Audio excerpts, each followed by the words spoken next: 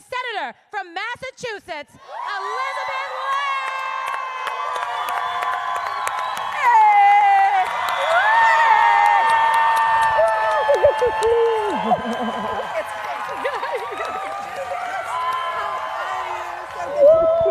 Long time no see. Yes. Yeah. You ready to go? Hello, move on. Hey, so I love being here with you guys. This is fabulous. So, big idea. Big idea. Go for it. Big idea. I want an America that doesn't just work for a thin slice at the top. I want to build an America that works for all of us. Now, so how do you get there from here to there? And it starts by talking about what's broken, what's wrong. Because we have a government, powerful government in Washington that works great, fabulously for giant drug companies. Just not for people trying to get a prescription filled, right? It's a government that works terrifically for for-profit prisons. Just not for the people whose lives are being destroyed by those prisons. It's a government that works great for giant oil companies that want to drill everywhere. Just not for the rest of us who are worried about climate change bearing down upon us. So when you've got a government that works great for a thin slice at the top, works fabulously for those with money, and isn't working well for much of anyone else, that's corruption, pure and simple, and you need to call it out for what it is.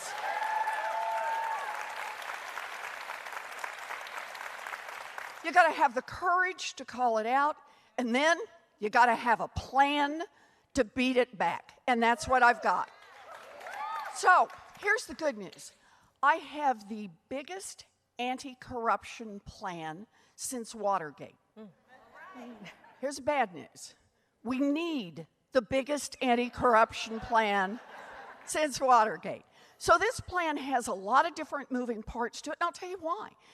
It's because money, the influence of money, is everywhere in Washington. It touches everything. Whatever issue brought you here today, if there's a decision to be made in Washington, I guarantee it has been influenced by money.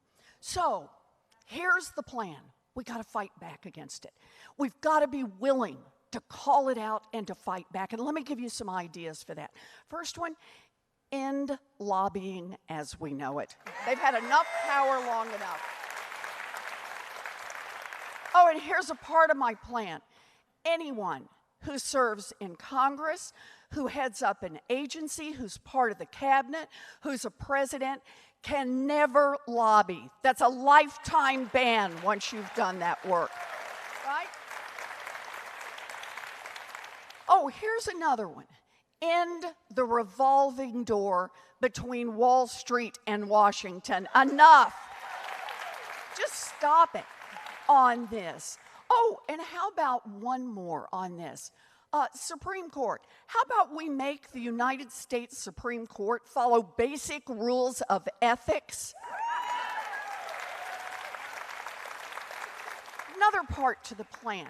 Some of you may remember, because some of you fought alongside me for this, the Consumer Financial Protection Bureau.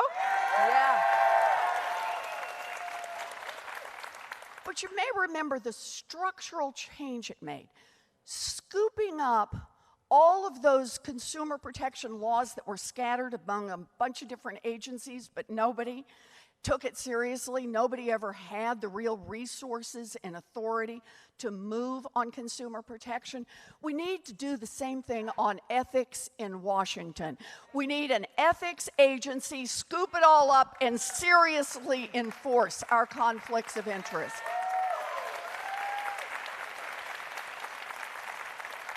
Okay, and just one more. I could do this all day because it's got a lot of parts. But just one more. You really want to root out some corruption? Here's a way to do it. How about if we make everybody who runs for federal office put their tax returns online? Yes. Yes. So that's the idea. The idea is to fight back against the corruption. We fight back against the corruption. The change that's possible then, the democracy starts to work. So, what can we do? We get a 2-cent wealth tax. Yes. On the biggest fortunes in this country, the top 1/10 of 1%, $50 million above that, right? Your 50 millionth and first dollar, 2 cents. And then what do we do for the 2 cents? Universal child care for every baby age 0 to 5. Universal pre-K for every 3-year-old and 4-year-old in this country. Raise the wages of every child care worker and preschool teacher in this country to a professional level. And this is how we pay for universal technical school, 2-year college, and 4-year college for every one of our kids. Oh, and one more part. With that same 2 cents, think about it. All these things we can do. We can also cancel student loan debt for 95% of those who have it.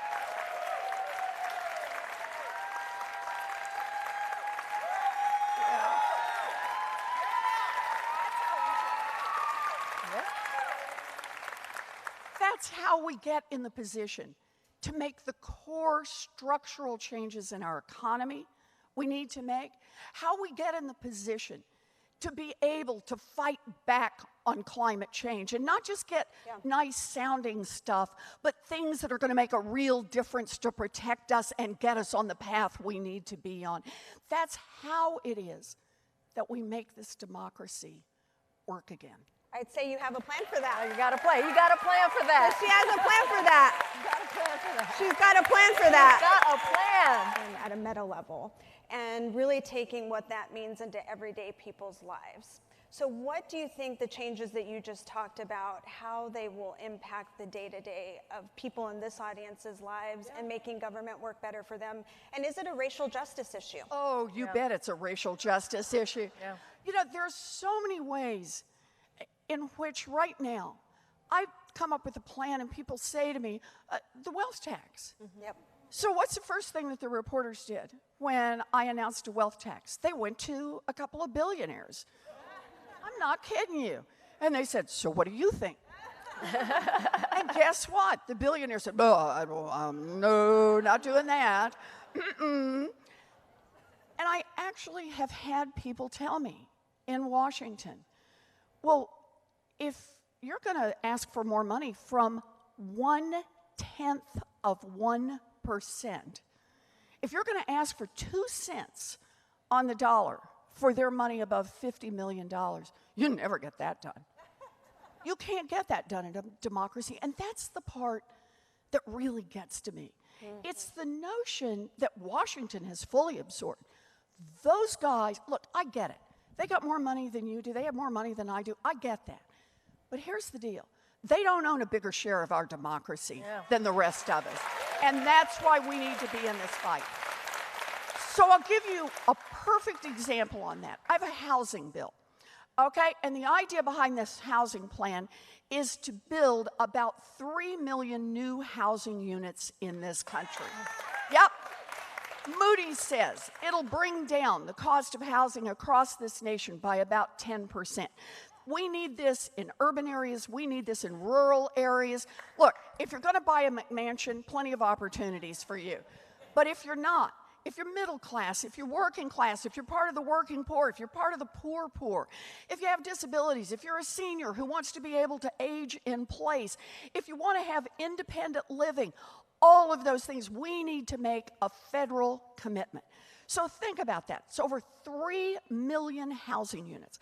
I've got it fully paid for by a tax, surprise, surprise, on the biggest estates in this country. Now, here's the deal.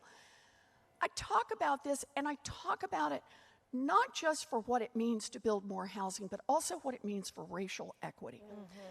You know, housing is the #1 way that families pass on wealth in America. So, you know, you buy that house, the asset appreciates over time, and then if the family's really lucky and grandma and grandpa can stay in it until they pass, they hand on that value to the next generation. And that's how you lift up generation after generation. And that's how it's worked for a long time. So it should surprise no one in here that starting relatively early in the 20th century, America, our government, started investing in the purchase of housing, subsidizing it for white people, but not for black people, not for people who lived in communities of color. They used redlining to actively discriminate. That was still going on until the 1960s. Think about that. So my proposal, and it's felt in not only the housing statistics, but wealth statistics, the black-white wealth gap. So my proposal says that we're going to build about 3 million new housing units overall, but we're going to stop and acknowledge the role that discrimination has played generation after generation in America. And we're going to set aside money to make sure that first-time home buyers who live in formerly redlined areas or people who got cheated during the housing crash in those areas are going to have some assistance to be able to buy homes and get on that wealth building path. So there's an example. Great. That's great, Senator. So we got to ask our Move On member question here, which comes from Sharon, a Move On member from Nevada. Ask, Hi, Sharon. hello, Sharon.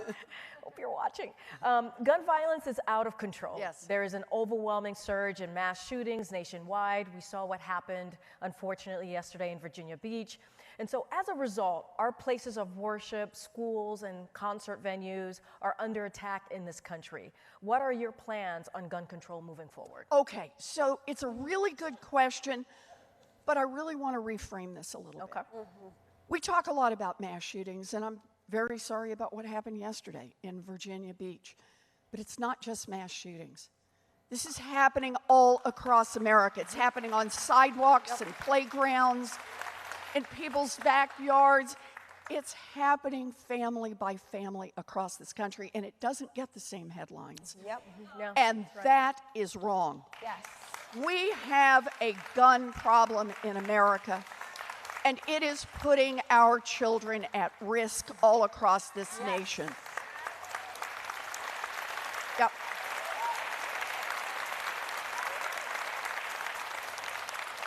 Remember how I started with corruption? Corruption, yep. Yeah. The NRA is holding Congress hostage, and it's time to fight back.